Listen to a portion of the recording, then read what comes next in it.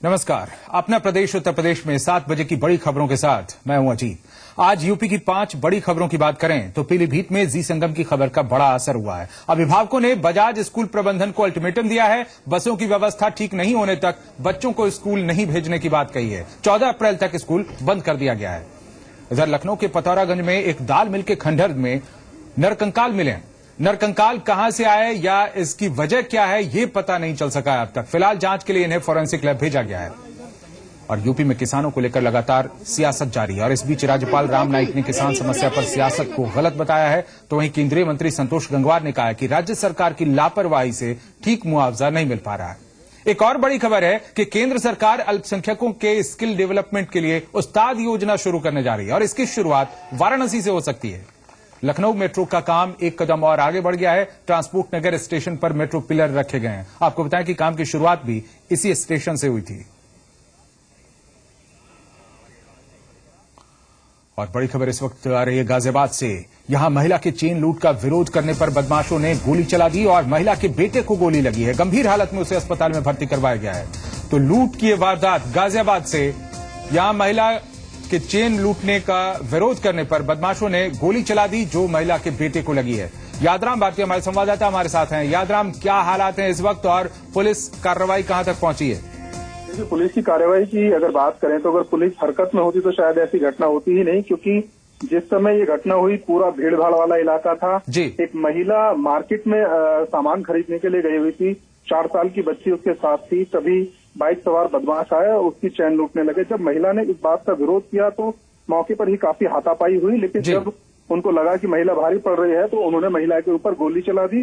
वो गोली महिला को न लगकर उसके साथ जो बच्ची थी 4 साल की उसको लगी है गोली और उसको गंभीर हालत में यशोदा हॉस्पिटल में भर्ती कराया गया है। फिलहाल पुलिस अधिकारियों का यही कहना है कि कॉम्बिंग की जा रही है और बदमाशों की तलाश जारी है। जी, शुक्रिया आपका जानकारी देने के लिए। तो महिला की बच्ची को ये गोली लगी है। गंभीर हालत में उसे यशोदा अस्पताल में भर्ती करवाया गया है। इधर अंबेडकर नगर के अलीगंज थाने में बच्चे की पिटाई के मामले में जी संगम की खबर का असर हुआ है। एसपी ने अलीगंज थाने के दारोगा जब्बार पर कार्रवाई करते हुए उसे सस्पेंड कर दिया है। वहीं मामले में एसओ की भूमिका की जांच सीओ टांडा को सौंपी गई है। दरअसल अलीगंज थाने के दारोगा पर थाने में नाबालिग लड़के को चमड़े की बेल्ट से बेरहमी से पीटने का आरोप लगा था, जिसकी तस्वीरें आप अपने टेलीविजन स्क्रीन पर इस वक्त देख रहे हैं। तस्वीरों में खाकी की गुंडागर्दी साफ देखी जा सकती है। एक नाबालिग का 3rd डिग्री टॉर्चर किया जा रहा है। 12 साल के इस मासूम को थाने के कोने में बिठाया गया जहां उसे बेरहमी से बेल्ट से पीटा जा रहा है। आपको बताएं, इस बच्चे का कसूर बस इतना था कि कोल्ड ड्रिंक पीने के लिए ये एक दुकान पर गया था जहां दूसरे लड़कों के साथ उसकी मारपीट हो गई और मारपीट के मामले में पुलिस उसे थाने ले आई थी।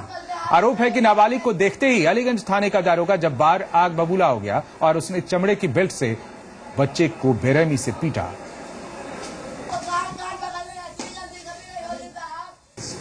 पिटाई का ये प्रकरण संज्ञान में आया और उसके पश्चात जो है ये आरोप है सब इंस्पेक्टर नागरिक पुलिस अब्दुल जब्बार खान जो थाना अलीगंज में नियुक्त हैं, उनके ऊपर आरोप है कि उन्होंने थाना परिसर में उसकी पिटाई करी और इस बात की जानकारी में आने पर संबंधित सब इंस्पेक्टर को निलंबित कर दिया गया है और इस पूरे प्रकरण की जांच जो है क्षेत्राधिकारी टांडा को दे दी गई है। और हमारे साथ हैं हमारे संवाददाता अशोक वर्मा। अशोक, जिस तरीके से एसआई को अब सस्पेंड किया गया है, ये कह सकते हैं कि बच्चे को न्याय मिल पाया, हालांकि जांच अभी जारी है। जी, आपको बता दें कि सबसे बड़ी बात है कि ये जी संगम पर खबर का असर रहा है कि जो तुरंत एसपी ने कार्यवाही किया है और कार्रवाई करते हुए थानाध्यक्ष को निलंबित कर दिया गया है। और यही नहीं, इंस्पेक्टर की जो इंस्पेक्टर के भी जांच की जा रही है कि उनकी जो बात थी, क्योंकि जब दरोगा मारा है तो इंस्पेक्टर उस समय थाने मौजूद थे और उनके ऊपर भी कार्रवाई गाज गिर सकती है, क्योंकि जो उनकी व्यवस्था लग रही है कहीं कहीं संदिग्ध के घेरे में आ गई है। इसकी जांच शुरू कर रहे हैं। जी साहब, शुक्रिया आपका जानकारी देने के लिए। यूपी में अब खाकी से डर लगने लगा है। हालात इतने खराब हो चुके हैं कि फरियाद लेकर थाने जाने से पहले रूह कांपने लगती है लोगों की। ये हालात दूरस्थ गांवों में नहीं बल्कि राजधानी लखनऊ के हैं। लखनऊ के मानकपुर थाने में तैनात दारोगा राजेश यादव पर एक युवती ने गंभीर आरोप लगाए। युवती ने दारोगा पर अश्लील मैसेज भेजने और युवती के प्रेमी को फर्जी मामले में फंसाने का आरोप लगाया है, जिसके बाद आरोपी दारोगा को लाइन हाजिर कर दिया गया है। मामला मानकपुर के श्रृंगार नगर का है। यहां पीड़ित युवती अपने पुरुष मित्र के साथ रहती थी। कुछ दिन पहले दारोगा राजेश यादव इनके घर पहुंचे और बिना कोई वजह बताए दोनों को थाने ले गए, जिसके बाद उन्हें छोड़ने की एवज में 50,000 रुपयों की डिमांड की गई और 50,000 रुपए देने पर ही उन्हें छोड़ा। मगर मामला यहीं खत्म नहीं हुआ। इसके बाद आरोपी दारोगा राजेश यादव ने युवती के मोबाइल पर पहले अश्लील मैसेज भेजे और फिर युवती से प्यार का इजहार भी कर दिया। और यही नहीं, अपनी वर्दी का रौब दिखाकर कई बार युवती को अपने पास बुलाने की भी कोशिश की, साथ ही दोबारा फर्जी मामले में फंसाने की धमकी दी। अब जब मामला सामने आया है तो आरोपी को लाइन हाजिर किया गया है, लेकिन कोई सख्त कार्रवाई अब भी नहीं हुई है। बहुत खूबसूरत हो, आप मुझसे मिलोगे नहीं। आज शाम को आप सबसे मिलने आऊंगा, आपका हाथ का खाना खाऊंगा। आने में मुझे छोड़ने से पहले भी फिर उन्होंने बोला था, लखनऊ में दोबारा देखे मैं ऐसे मुकदमे में फंसाऊंगा कि जिंदगी भर नहीं छूटोगे। कहे लड़की के आसपास तो दिखना भी नहीं। लड़की से फिजिकल होना चाहते हैं, ठीक है। इन्होंने लड़की से कहा था तुम इस लड़के को छोड़ दो तो मैं तुम लोग को छोड़ दूंगा। उस लड़के को छोड़ दो और मेरे पास आ जाओ, मैं तुम्हें सारा खर्चा दूंगा, पानी दूंगा, ये करूंगा वो कर। मेरी सीओ मेरे रिश्तेदार हैं, अगर तुम्हें मुझसे लड़ना है तो सीएम तक की पावर रखना। सर हमारे पास इतनी पावर है नहीं, ठीक है। अभी कुछ नहीं था, इन्होंने मुझे ऐसे फंसाया। अगर मैं अब कुछ करता भी हूं, पता नहीं मेरा क्या करेंगे। आप मुझसे मिलोगे नहीं। आज शाम को आप सबसे मिलने आऊंगा, आपका हाथ का खाना खाऊंगा। कानपुर में पुलिस और हिस्ट्री शीटर के गठजोड़ का मामला सामने आया। यहां बिठूर थाने में तैनात सब इंस्पेक्टर अमित सिसोदिया ने हिस्ट्री शीटर मनोज सिंह के साथ मिलकर 2 लोगों को जमकर पीटा। और यही नहीं, हिस्ट्री शीटर मनोज ने दारोगा की सर्विस रिवॉल्वर से एक शख्स को गोली भी मार दी। इसके बाद सब इंस्पेक्टर ने पीड़ित लोगों से 50,000 रुपयों की मांग कर दी और नहीं देने पर फर्जी केस में फंसाने की धमकी दी। इसके बाद युवकों ने एसएसपी से इसकी शिकायत की तो एसएसपी ने कार्रवाई करते हुए आरोपी सब इंस्पेक्टर अमित सिसोदिया को सस्पेंड कर दिया है। आपको बताएं, अमित सिसोदिया ने इससे पहले एक होटल कर्मी को भी गोली मारी थी और 1 साल जेल में रहने के बाद हाल ही में वो जमानत पर छूटा था। एसएसपी का यह कहना है कि आरोपी सब इंस्पेक्टर पर बर्खास्तगी की कार्रवाई भी की जा सकती है। हमें मारा बहुत कायदे से। उसके बाद जब हम लोग वहाँ किसी तरीके अपनी जान बचा के भागे तो उन्होंने मेडिकल की बात सुन के हमें नहीं पता था क्या होता है, तो हम लोग डर की वजह से घर चले। से मारा ये पूरा बोला हुआ काम निकल रहा है।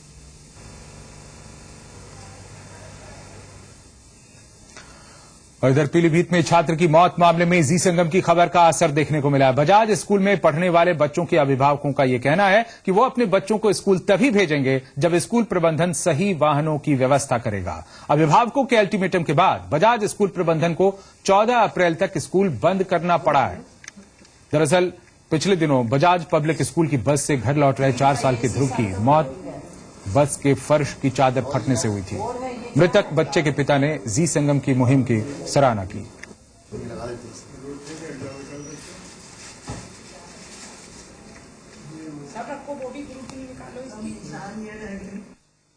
अब अभी जो उस दिन जो घटना हुई है, उस दिन हमारा बच्चा स्कूल से आ रहा था और जिस बस से जो बजाज पब्लिक स्कूल की बस थी, उसी बस से हमारा बच्चा आज सवेरे गया था। उसी बस से जब लौट रहा था, उसका फर्श जो था बहुत जर्जर हालत में था, जिसकी वजह से हमारे बच्चा गिर गया, उस छेद में से गिरा, जिससे उसके आगे और पीछे दोनों टायर निकल गए उसके ऊपर से और उसकी मौके पे ही दर्दनाक मौत हुई। मेरे पास जी संगम की टीम आई, मुझे अच्छा लगा जिसने सत्यता से ये चीज उठाई है और समाज के आगे रखी है। मैं समझता हूँ कि स्कूल प्रबंधन, ट्रैवलिंग प्रबंधन और प्राचार्य की इसमें घोर लापरवाही है और मैं समझता हूँ इन्हें किसी न किसी तरह से दंडित होना चाहिए। और इन बातों को देखते हुए मैं अपने बच्चे के फिलहाल तो अभी विद्यालय नहीं भेज रहा हूँ और विद्यालय की तरफ से अगर कोई सही तरह से हमें सांत्वना दी जाएगी बच्चों की सिक्योरिटी को लेके तो मैं पुनः भेजने पर विचार करूंगा, नहीं तो संभवतः मैं अपने बच्चे का नाम बताऊंगा। लखनऊ के हसनगंज के पतौरागंज इलाके में एक पुराने मकान में नरकंकाल मिलने से सनसनी फैल गई। सूचना मिलने के बाद मौके पर पहुंची पुलिस ने नरकंकाल को जांच के लिए फोरेंसिक लैब भेज दिया। नरकंकाल का पता उस वक्त लगा जब वहां कुछ बच्चे खेल रहे थे और तभी गेंद खाली पड़े मकान में चली गई। बच्चे जब गेंद उठाने गए तो उन्होंने वहां नरकंकाल देखा और परिजनों को इस बात की जानकारी दी। उधर शुरुआती जांच में यह पता चला है कि नरकंकाल किसी युवक का है और काफी पुराना है। इसके साथ ही नरकंकाल पर पैंट और शर्ट भी मिली है। ये मकान व्यापारी सुशील अग्रवाल का बताया जा रहा है। ये एक लड़का सुबह कल रात में क्रिकेट खेल रहा था, वो छोटा सा बच्चा, वो गेंद उठाने गया तो उसने देखा तो उसने बताया। तो आपने पुलिस को सूचना दी? जी। तो ये इतने दिन से खंडहर पड़ा, कितने दिन से बंद चल रहा है? ज्यादा दिनों से, क्योंकि हमको यहाँ आए अभी 1.5 महीना हुआ है, इससे पहले क्या था नहीं पता। क्या लगता है कितने दिन पुराना होगा? लगभग 1 साल। और इधर इलाहाबाद के एक निजी अस्पताल में डॉक्टरों के साथ मारपीट के बाद जिले के सभी निजी डॉक्टर बेमियादी हड़ताल पर चले गए हैं। डॉक्टरों ने आज इलाहाबाद लखनऊ रोड जाम कर प्रदर्शन किया। डॉक्टरों की यह मांग है कि उनको सुरक्षा मुहैया करवाई जाए। दरअसल 3 दिन पहले पेट दर्द की शिकायत के बाद आनंद हॉस्पिटल में एक मरीज को भर्ती करवाया गया था, जिसकी आज इलाज के दौरान मौत हो गई। मरीज की मौत के बाद गुस्साए परिजनों ने अस्पताल में जमकर तोड़फोड़ की और इसके बाद डॉक्टरों को भी जमकर पीटा। परिजनों का आरोप है कि डॉक्टरों की लापरवाही की वजह से मरीज की मौत हुई है। नामजद रिपोर्ट है, टीवी फुटेज है, सब कुछ है। आखिर प्रशासन को उनको पकड़ने में क्या हर्ज है? क्या केवल इसलिए कि हम काम करते रहें, हम पिटते रहें? हम कब तक पिटेंगे? कल तक हमने आज होम विजिट करना छोड़ दिया, कल को हम हॉस्पिटल में जाना छोड़ देंगे, रात में जाना छोड़ देंगे। अल्टीमेटली कौन सफर करेगा? कुछ लोगों के से पूरा समाज सफर कर रहा है। आज से हड़ताल पर है सब लोग। हम लोग आज और अभी से पूरी तरीके से हड़ताल पर हैं। बाकी जो भी घटनाक्रम होगा उस हिसाब से हम अपनी आगे की रणनीति तैयार करेंगे। और आपको मारपीट की इस घटना की 2 तस्वीरें हम दिखाते हैं। आपको दिखाएं तस्वीर सीसीटीवी कैमरे की, जब मरीज की मौत के बाद गुस्साए परिजनों ने डॉक्टर को जमकर पीटा। ये आप देख रहे हैं सीसीटीवी फुटेज। गुस्साए परिजनों ने डॉक्टर को पीटा है। आप देख सकते हैं कैसे परिजन एक डॉक्टर को पकड़कर पीट रहे हैं। और दूसरी तस्वीर आप देख रहे हैं, ये डॉक्टरों की हड़ताल की है। मारपीट की घटना के बाद जिले के सभी निजी डॉक्टर हड़ताल पर चले गए। डॉक्टरों की हड़ताल से मरीजों को खासी परेशानियों का सामना करना पड़ रहा है। यूपी में किसानों की समस्याएं लगातार बढ़ती जा रही हैं। पहले खराब मौसम ने किसानों को रुलाया, तो अब मुआवजे के नाम पर सरकारी मजाक और रुसवाई से किसान परेशान हैं। अलग अलग जगहों की खबरें हम आपको दिखा रहे हैं। एक साथ आप देख रहे हैं, कानपुर देहात में मुआवजे के नाम पर किसानों से रिश्वत मांगी जा रही है। किसानों का आरोप है कि जिसने भी लेखपाल को रिश्वत नहीं दी, उन्हें आंकड़ों में हेराफेरी कर मुआवजा कम दिया गया। फर्रुखाबाद में ऐसे लोगों को मुआवजे की राशि बांट दी गई जो ना तो किसान है, ना ही उनके पास जमीन है, जबकि पीड़ित किसान अब भी अपनी फरियाद लेकर भटक रहे हैं। फतेहपुर में मुआवजे के नाम पर मजाक सामने आया है। जिस किसान के पास 1 बीघा जमीन थी उसे 1500 रुपए, और जिसके पास 20 बीघा जमीन है उसे भी 1500 रुपए ही मुआवजा दिया गया है। सिद्धार्थनगर में तो मुआवजे का फरमान सिर्फ कागजों तक ही सीमित रह गया। 40% की जगह सिर्फ 23% नुकसान की रिपोर्ट दी गई है और उस पर भी मुआवजा अब तक नहीं मिला है। मुरादाबाद में किसानों का आरोप है कि प्रशासन के अधिकारी उनकी बात नहीं सुन रहे। मुआवजा तो दूर, यहां अभी तक सर्वे भी नहीं हुआ है। किसानों की मौत का सिलसिला भी लगातार जारी है। मऊ में सदमे से एक किसान की मौत हो गई, वहीं आगरा में भी एक किसान की जान फसलों की बर्बादी ने ले ली है। नत्थीलाल अपनी फसल बर्बाद होने से परेशान था, जिसके बाद सदमे में उसकी मौत हो गई।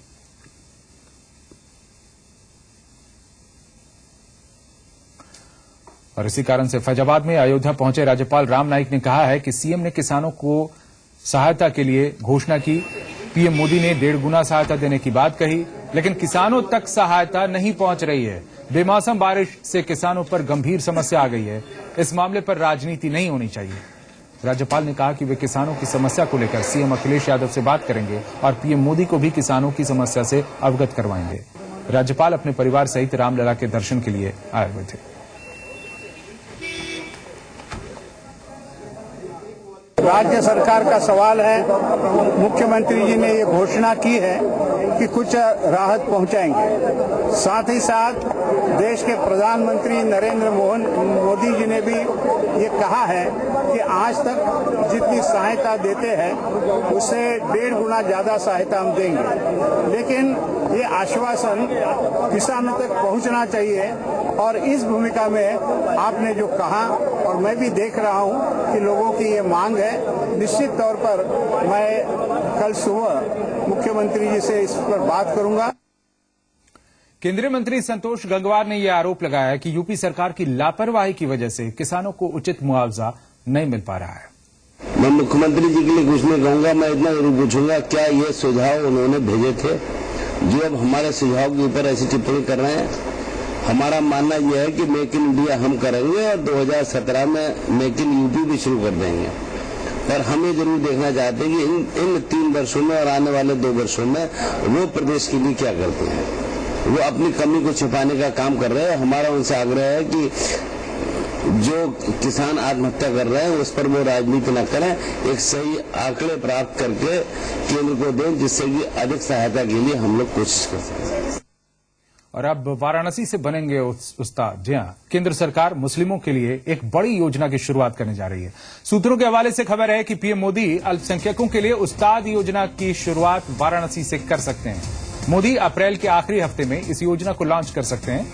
इस योजना के तहत हैंडीक्राफ्ट और हैंडलूम से जुड़े अल्पसंख्यकों को स्किल डेवलपमेंट के लिए ट्रेनिंग दी जाएगी। आपको बताएं, नरेंद्र मोदी लगातार स्किल डेवलपमेंट पर जोर दे रहे हैं और पहले भी वो कई बार इसे विकसित करने की बात कह चुके हैं।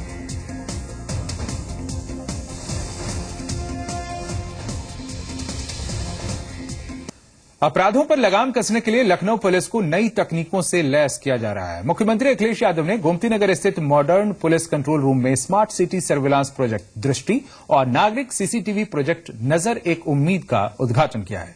इसके जरिए पुलिस अब हाईटेक तरीकों से अपराधियों पर शिकंजा कसेगी। शहर में सर्विलांस के लिए 70 जगहों पर कैमरे लगाए गए हैं। अब इन जगहों की निगरानी कंट्रोल रूम से की जा सकेगी। साथ ही 5000 कैमरे नागरिकों की तरफ से लगवाए गए हैं। ड्रोन कैमरों को भी रोज चलाया जाएगा। साथ ही अखिलेश ने मोबाइल सर्विलांस व्हीकल को भी हरी झंडी दिखाकर रवाना किया। इस मौके पर एसपीओ योजना की औपचारिक शुरुआत भी मुख्यमंत्री ने की। शहर में 3500 एसपीओ को तैनात किया गया है। इस कार्यक्रम में मुख्यमंत्री ने कहा कि आने वाले समय में कंट्रोल रूम के सहयोग से जनता को बहुत लाभ मिलेगा, बहुत राहत मिलेगी।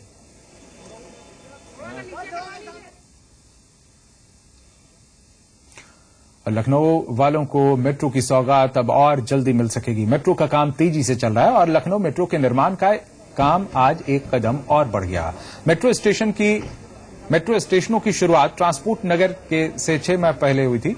अब इसी स्टेशन पर सबसे पहले पिलर कैप क्रेन की मदद से रखे गए। मुख्यमंत्री अखिलेश यादव ने बटन दबाकर क्रेन के जरिए पिलर कैप रखा।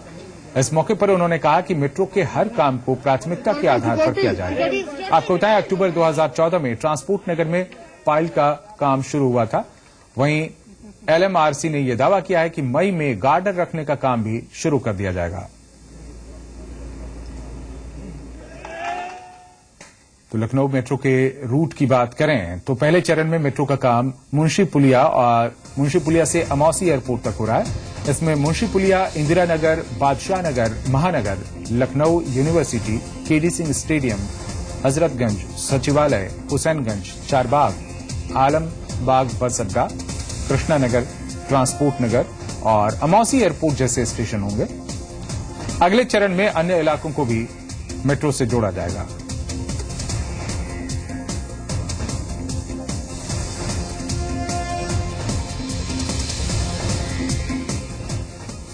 और रामपुर में दलित बस्ती तोड़ने का मामला मीडिया में आने के बाद प्रशासन बैकफुट पर नजर आ रहा है। प्रशासन ने अब बस्ती के लोगों को बसाने की वैकल्पिक व्यवस्था करने के बाद बस्ती तोड़ने का प्रस्ताव बनाया है। अब बस्ती 2 चरणों में तोड़ी जाएगी। दरअसल प्रशासन की सिर्फ 22 मकान तोड़ने और इनको काशीग्राम कॉलोनी में बसाने की योजना है, लेकिन बाकी परिवार का क्या होगा, इस पर कोई जवाबदेही नहीं है।